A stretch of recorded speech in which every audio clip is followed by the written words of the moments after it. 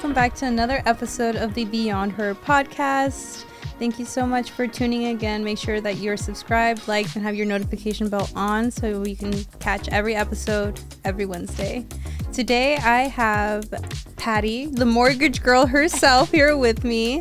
I'm really excited about this one. Thank you so much for joining us, Patty. Thank you for having me. I'm so excited to be here. Yeah, for those people listening who don't know you or your background, introduce yourself. Yeah, so I'm Patty Hernandez, and I go by the Mortgage Girl. So I do mortgage loans, and I work with Albert Preciado. Mm-hmm. He's a mortgage broker, and he's the co-owner of the Mortgage Guys. Mm-hmm. I've been doing the whole loan officer for 15 years, so I started in 2008. Nice. Right after high school. I got my real estate license, and then I became a loan officer. Wow. So you did real estate first and then loan officer, or? Just loan officer. Oh, okay. So you've just been doing that straight off the bat. Yeah. What really caught me about your story, Patty, and I love like a rags to riches story, was that you grew up in Compton. Yeah, I'm originally from Compton. Yeah. So tell me about that. How was it like growing up in Compton? And you know what? I actually really love that childhood. Like, if someone can tell me, like, oh, would you rather grow up now, like, in this era, like, with Wi-Fi and, like, in a different neighborhood, I would still choose Compton. Like, really? My heart is, like, so, like, still in Compton now, even though I'm not there. Like, I grew up with pure boys. Like, I had all cousins and I had an older brother, and they were really tough on me. Mm-hmm. I have younger sisters, but they weren't born, so I was the youngest, and everyone would pick on me. They didn't let me play, so it was all tough love. And I feel like that's how I learned how to like be like now, like so independent, and like so like I know how to stand my ground. It's all like from when growing up, like my dad was like super strict, so I feel like Compton, like, it was really cool because, like, in the whole neighborhood, it was all my cousins, and we would go outside freely and play, and, like, my mom was inside always cooking, and we would come home, and it was always dark, and in our bikes, and it was just like a normal neighborhood. I didn't know anything else. Right. But was it dangerous back then, or not so much anymore at the time? You know what? I don't think dangerous. Like, I never saw any, like, drive-bys or shooting or anything crazy like that. But there was an incident where there was an accident in our house in Compton where there was a motorcycle guy. He, like, crashed into our house. Oh, wow. And he hit the garage. So our house was like this, and it was on a hill. Mm-hmm. So he was speeding, and he went through the garage, and I was in there. So I almost got hit. Yeah. That is crazy. So it was very, like, a tragic accident. Unfortunately, the guy didn't make it. Like, he passed away. Yeah. So my dad got really scared, and he sold the house. So we moved out of Compton. Yeah. Where'd you move to next? We moved to Gardena. Okay. Yeah, it was, like, a next city over. It was, like, my dad's dream city, Gardena. Yeah. And then after that, we moved to Bellflower when I was, like, 16. Yeah. And then I went to Downey, and I did, like, my whole life in Downey. Okay. Yeah. Gotcha. When growing up in, like, you know, Compton, that part of the city, and then, you know, I mean, your life now is, like, amazing. You know, you live in the hills, you have a wonderful job that pays well. Did you find it hard to transition to that, or was it kind of like easy, like, this is my life now and I leave that behind? Or was it like, I'm still that girl from the hood, you know? It's funny that you say that, because, like, my family, like, behind the scenes, I'm, like, not the Patty, like, on social media. Really? Like, at family parties, like, I'm, like, so dressed down. Like, I'm in a ponytail, like, no makeup. Like, I'm eating my carne asada with, like, tortillas. And my sisters, they just look at me like, you are, like, so, like, a different Patty. Like, you're so, like, you're still hood. Yeah.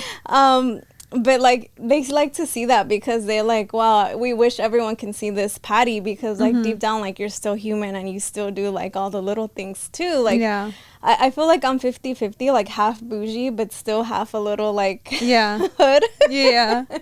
Was it hard for you to accept, like, that, like, bougie, like, lifestyle, or were you kind of, like, always I always knew, like, when I was in high school, like, I always loved name brands. Like, I always loved, like, Chanel and Louis, and, like, I always knew that I wanted all that, and I wanted that for me, but I didn't have money. So I got a job at 17, and little by little I saved up. I got a car, and then I was buying, like, these purses. I still have the purses. It's crazy, because it's, like, 14 years later, but I always knew I wanted that lifestyle. Wow. Yeah, so I just worked hard, and I knew that no one else was going to give it to me but myself. Yeah, so you've always been a hustler from the very beginning. Yeah, well, what triggered it, I would say, was when I got out of high school. I got pregnant right away at 18, and I was a single mom, and I had no other option, so I had to work. Yeah. Like, my parents were so disappointed. They're like, you're not going to college, like, you're a bad example for your sisters. I had 3 little sisters. Yeah. And I was like, no, I don't like college. I'm about to have a kid. So I started in the mortgage industry. Yeah. It was during a recession in 2008, and that's when everyone was losing their homes. There's a lot of foreclosures. A lot of people were unemployed. It was a real recession, and I didn't know. Like, I didn't know that I was getting myself into the worst time in that industry. People were telling me, you're crazy. Like, why are you going in the industry? Like, you're not going to make it. Like, you're not going to close sales. There's no way. So I said, I'll take the chance. I have nothing to lose. At this point, I'm already pregnant. Yeah. When you found out that you were pregnant, like, what was your first initial thought? Because you're young, 18? I was 18, yeah. I was scared because my dad was so strict. Yeah. Like, my dad, oh my God, I was so scared of him. He's very traditional, and my mom, she was more lenient, so I told my mom first. I told her, Mom, I'm pregnant. And then she said, okay, let's hide it from your dad. Let's not tell him. Oh. So we hid it from my dad until I was 6 months. I couldn't hide my stomach no more. Yeah. So when I was 6 months, we told him, and he was just like very disappointed. He's like, you have no other choice, but you need to support your baby. Yeah. He's like, I'm not going to support you. Yeah. So I feel like that's what made me to the person I am now. Yeah. Because like my kid now, my oldest is already 15. He'll be 16. And I tell him the same thing. Like, you need to work when you're 16. You're going to work. Like, you need to learn what's it like to make money. Yeah. What was your first ever job? I was, it's funny, before, and there was like flip phones. Yeah. They were called Boost mobile phones, where you have to pay like prepaid to like use it. I used to work at a cell phone store, and I used to sell like the prepaid minutes. Oh, wow. Yeah, I used to work on weekends. And I used to install ringtones into the Boost mobile phones. That's crazy. Yeah. Do you think like that was kind of like the start of like you building my hustle? Yeah. Your hustle. I think so, because I've always loved money. And I didn't like asking my parents for money, only because we lived like in a medium household, and my parents had 5 kids. Yeah. So I didn't want to be that kid like, oh, give me money. So I wanted to make my own money. Yeah. So that's when at 16 legally you're able to work. Yeah. So that's when I started working. I was going to school and then working, and then after that I was there for a year, and then I got a better job as a receptionist for a mortgage company. Oh, okay. So that's where I saw the industry of real estate. Yeah. And I was answering phones, going to high school, and then answering phones from 4 to 9 every day. And I saw everyone making a lot of money. And they were selling the American dream. So I said, wow, if I can help people and make a lot of money, I want to be in this industry. Yeah. And that's how it all started. So I love how you say like, and you don't shy away from it either, saying like, I love money. Because a lot of people would be like, oh, like that's so vain, or like I don't want to say that, or like it's not good to love money. But I don't think people truly understand what it means when you say like, I love money. It's like, when you say I love money, it's like I love opportunity. I love the hustle that comes with it, you know, because with money comes opportunity, you know. Like, would you say like it's provided you a pretty stable life for you, your 2 sons, like where you're at right now? Yeah, and I feel like if you put it out there, like the universe is gonna like double and multiply it, and like if you expose it, like then it's only gonna like reward you with the universe. Yeah, for sure. So you got into being a loan officer right in the middle of the recession. When you realized that, like, what was your initial thought? Like, were you like, I need to come up with a plan? What do I do from here? I was debating on that or being like a paralegal.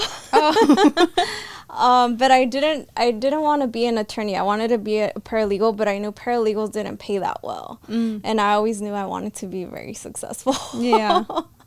So I just took the chance. The mortgage industry, it's commission-based driven. Mm-hmm. So if we don't close, we don't get paid. And my first year, I went 6 months without a paycheck. Wow. Yeah. So I was living off of credit cards. Like, I had no money. Like, my son was born, and I was like paying the diapers with credit cards, and I had my credit cards maxed out until finally I hosted an open house in Compton. I was pregnant, and I was carrying the signs, and I would hate it because like I was pregnant, guys were honking at me, and I'm like, shoot, like this is a ghetto. And I took my little sister with me at the time. She was like 8.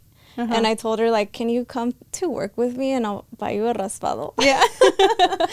And she's like, yeah, like, I'll come with you. So I got the client there. He walked in and he's like, oh, I want to buy the house. And I think we related because his wife was pregnant and I was pregnant. So I felt like either A, he felt bad for me because I was young and pregnant, or B, he related because his wife was going to have a baby and he wanted to give me the chance. And I still talk to that client now, and I did the loan for his daughter.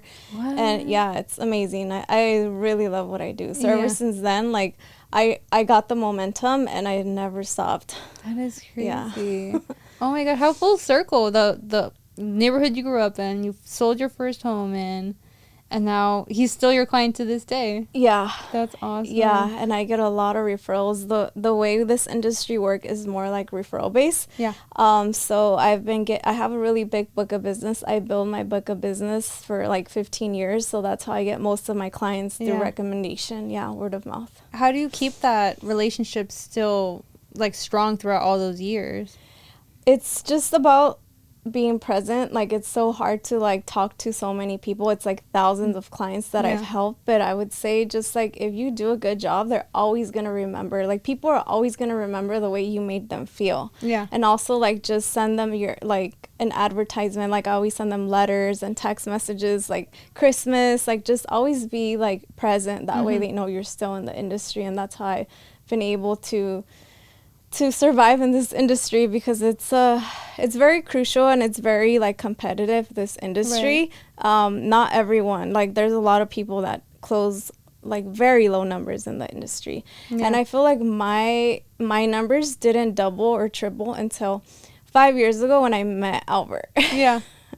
That's when like everything like blew up. How'd you meet Albert? Through Instagram.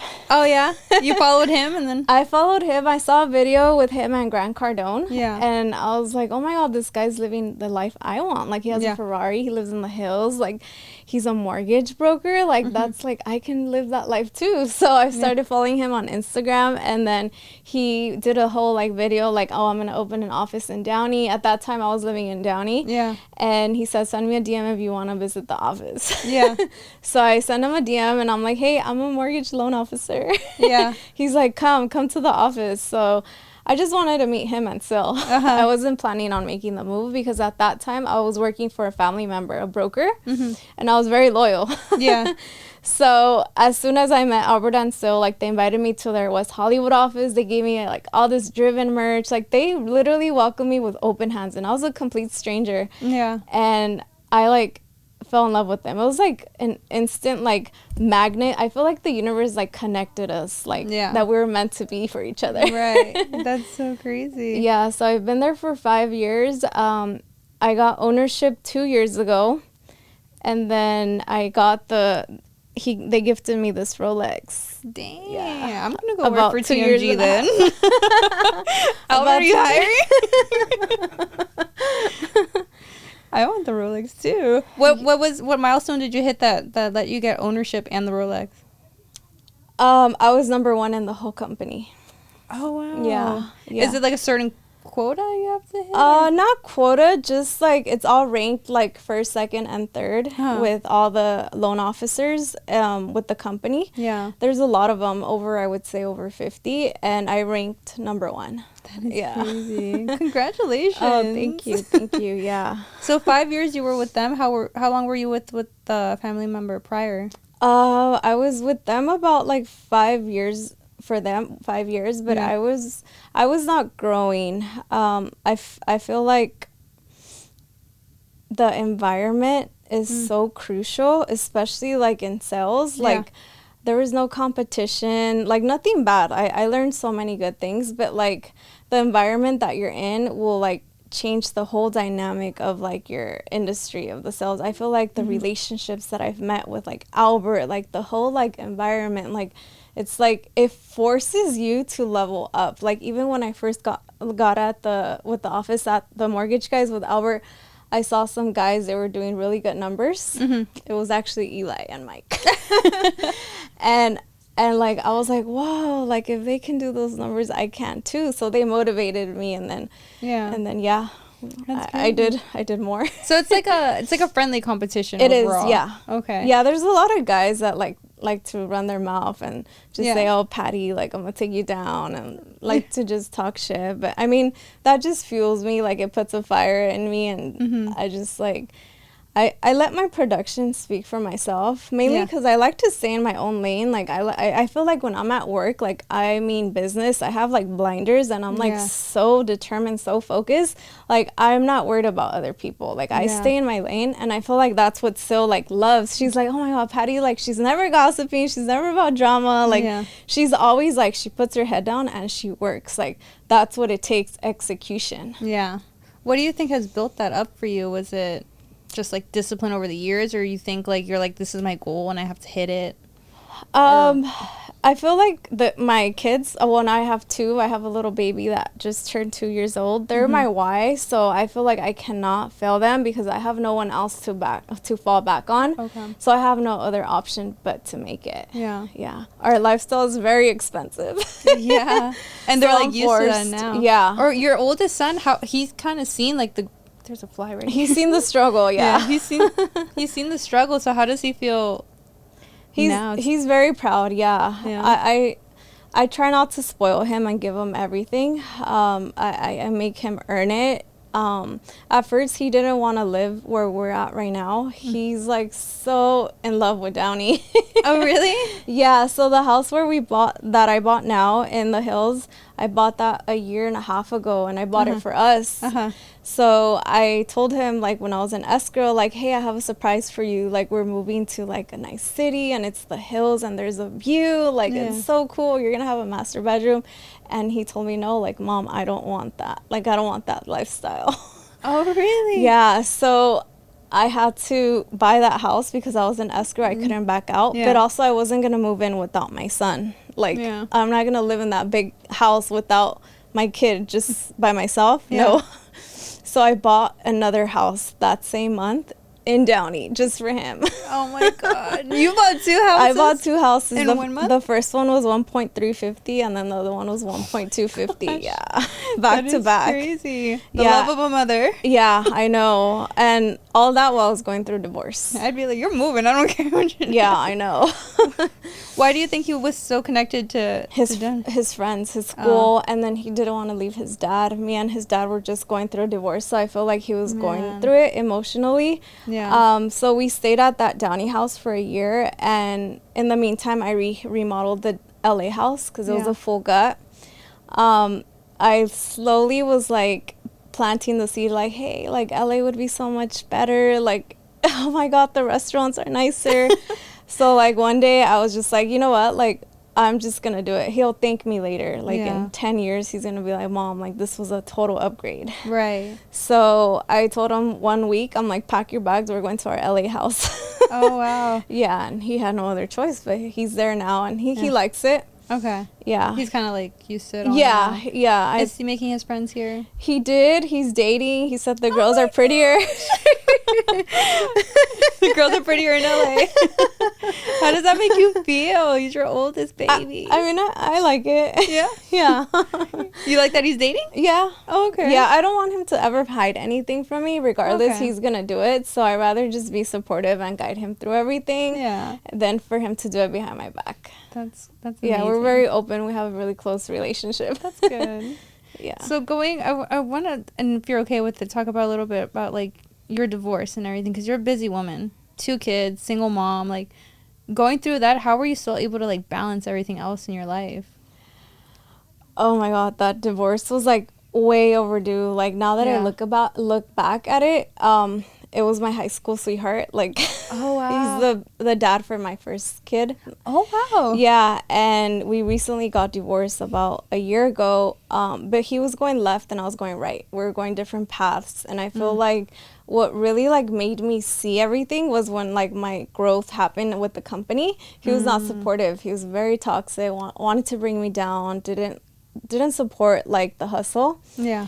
So I felt like I want to keep growing, but he's just dragging me down like an anchor. So I was pregnant at that time with my little baby. Yeah. So I left. I packed all the bags and I left, and I never looked back. But I feel like that's like the best decision I've ever made. Yeah. Because that like pushed me to like this, like a better lifestyle. Like, he didn't want any of that. Yeah. So I feel like if I'm gonna stay with him, I'm gonna sacrifice like so much, and like everything that I want, like he's not supporting me, so why be with him? What do you think was the difference in your guys' dreams? Like, he kind of wanted like a simple life, and you wanted the... Yeah, he would tell me money's not everything. I don't know why you work so hard. Like, I said, well, it's for us, like for a better lifestyle, for a better life, quality of life. I love the best things in life, and he settled for very little. Oh, okay. Yeah. Gotcha. Yeah. That's so crazy, because you would think those people that you start with would want to grow with you. Yeah. Well, at what point did you recognize that you were like, no, like this isn't gonna work between us? Because you guys were together. It was right when I got pregnant with my baby 2 years ago. Oh, yeah. Wow. How long were you with him for? It was about 15, 16 years. Wow. Yeah. Was that a tough decision for you, or was it kind of like... It was tough for the kids because, like, I didn't want to break up a family. Like, my son, like, he took it really hard, my oldest. Yeah. But at the same time, I was being selfish because if I'm not happy, like, the household is toxic. Yeah. So now it's like we're at peace. We're so happy. We don't need him for anything. Like, life is good. Yeah. That's good. Yeah, as long as my kids don't need anything. I feel like there's like never a rest day in my life. Like, it's always like go, like get up and go, just because my little baby, like, he keeps me up. Yeah. He's so crazy. I'm like, oh my God, like he has so much energy. Yeah. Gotta be on your toes. Yeah. How old is he? He's 2 now. He just turned 2. He's a baby. Yeah. He's so little, but he's so full of energy. I'm like, shit. Like, I have a nanny for him, and it's been a huge help. She comes over while I'm at work, and she like, we have a whole schedule for the baby. Like, he has to learn, and he has to like do letters, and it's a lot of like teaching him while I'm gone. Yeah. But that's crazy. I feel like you live like fairy tale life almost. You know, like, it's like in the hills, $1 million home, dream job and everything, but I'm sure it wasn't as easy as like it sounds. No, it was a lot of years of grinding, sacrifice, a lot. I didn't start off like, oh, let me just buy this multi-million-dollar home. I started off with a small one from the bottom. When I first bought a home, I was 24, and it was a little tiny home. It was a 2-bedroom, 800 square feet, and that was my first home. Yeah. Then I sold it, and with that one, I bought another house. And with the money from the house, I kept upgrading, and I just kept saving the money. Okay. Yeah, and that's how I was able to buy these 2 multi-million-dollar homes. Yeah. The one in Downey, I have that one on Airbnb right now. Oh, really? Cool. So that's kind of like a side. Yeah, a little side hustle. Yeah. What other side hustles do you do? Do you have like properties that you invest in, like multi-units, things like that? Right now, I'm working on like investing. I want to do like a large multi-family portfolio. So I'm looking into that. Yeah. So I'm 24. Yeah. What do you suggest I do with my money? With your money? Yeah, like, do I invest in the multi-unit, or do I, like, I don't know, because you hear so many things. Like, what would your advice be for someone young, $100,000 to invest? What do you do?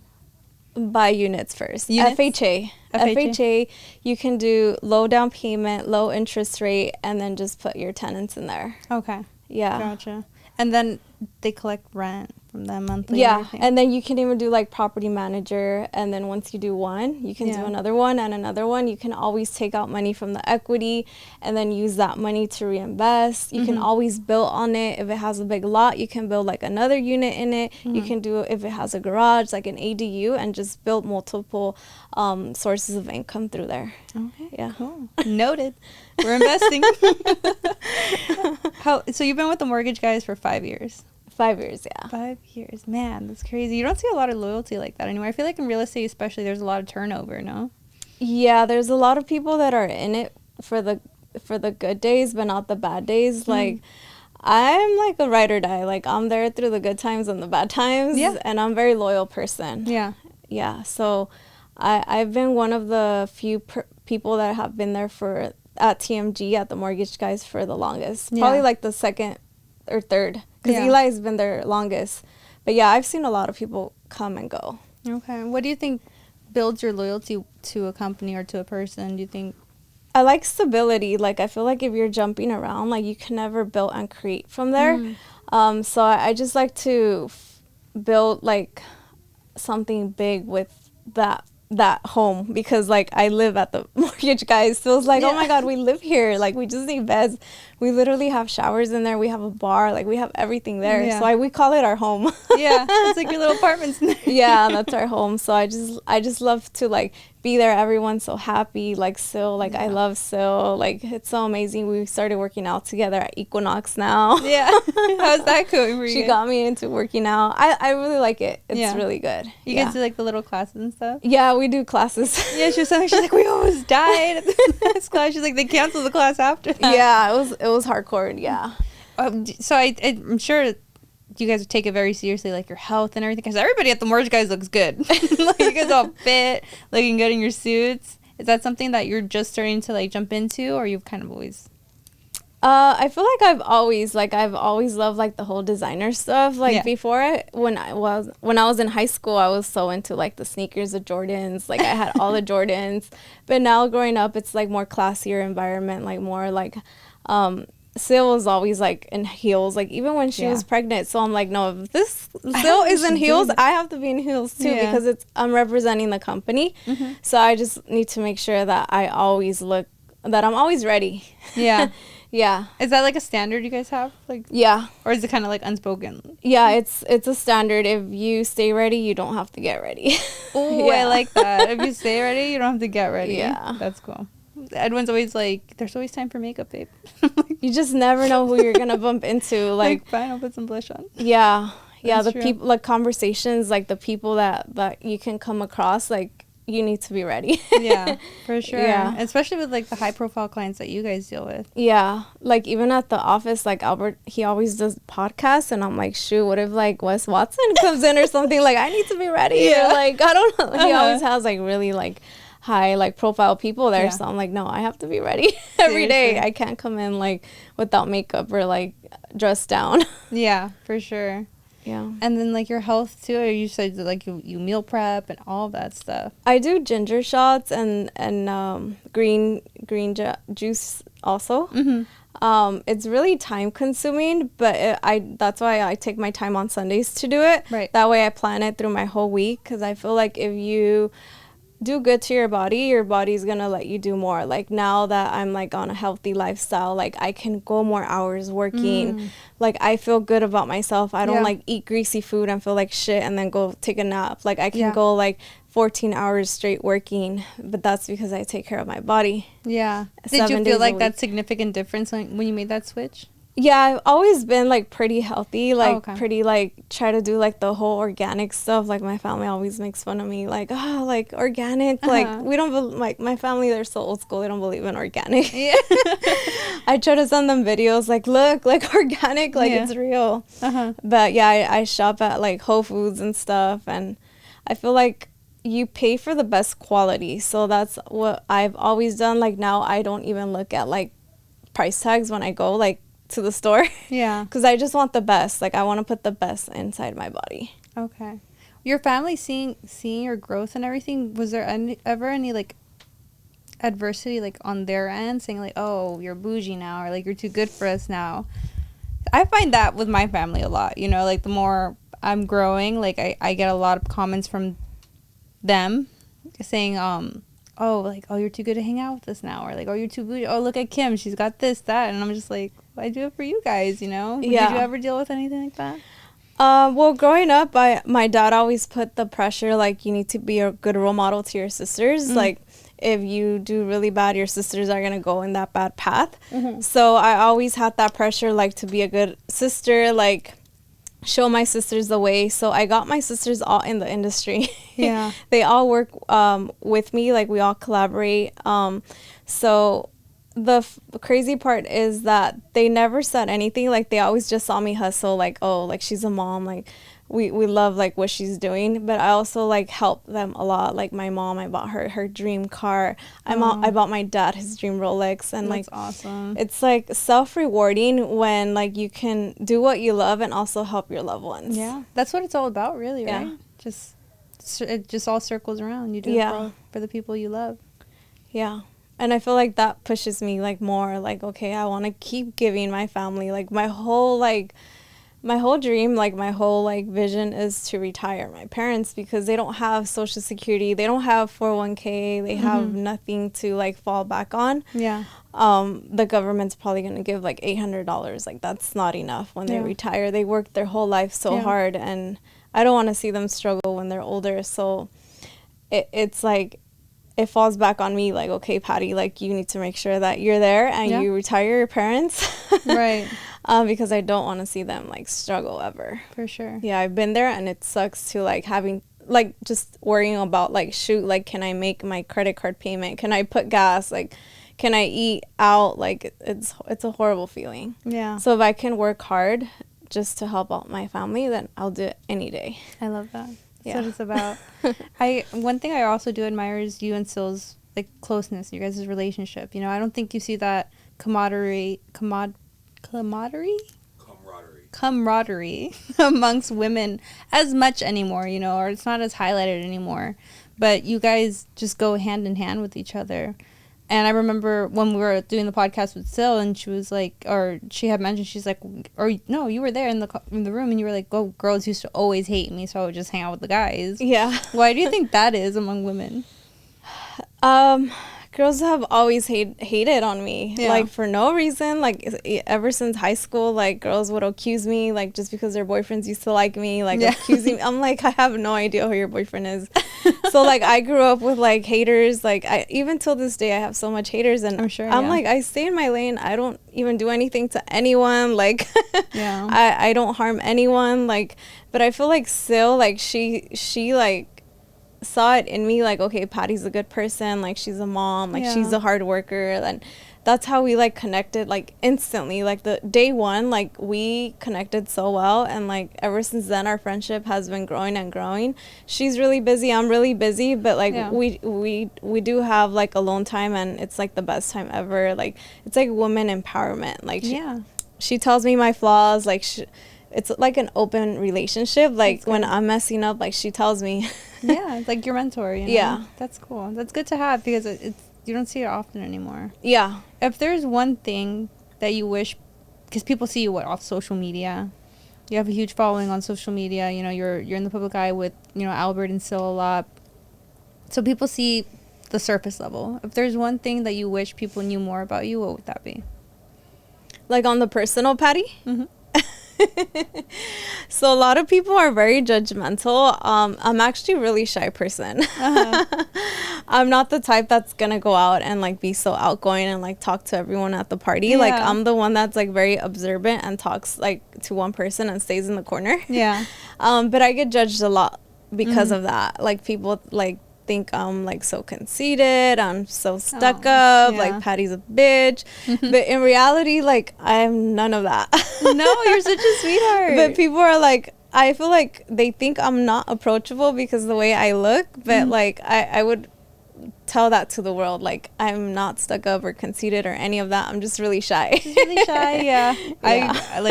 I relate to that so much. I'm really shy too. Like, everyone wrote, like, I remember when I first went to my driven, he's like, you have to go up to Syl and you have to tell hi, you have to introduce yourself. I was like, no, I'd rather die. Like, I'm so shy.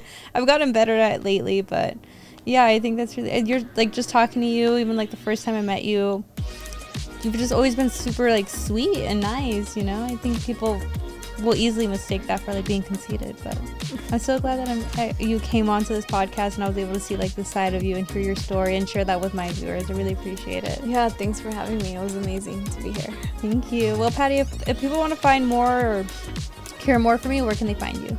On my IG, I'm working on growing my platforms. Albert gets on me all the time. He's like, "You're not consistent on social media." It's because I'm like so busy with work, and like social media is like another job. So I'm working on it. Sure. But Instagram is like my main platform.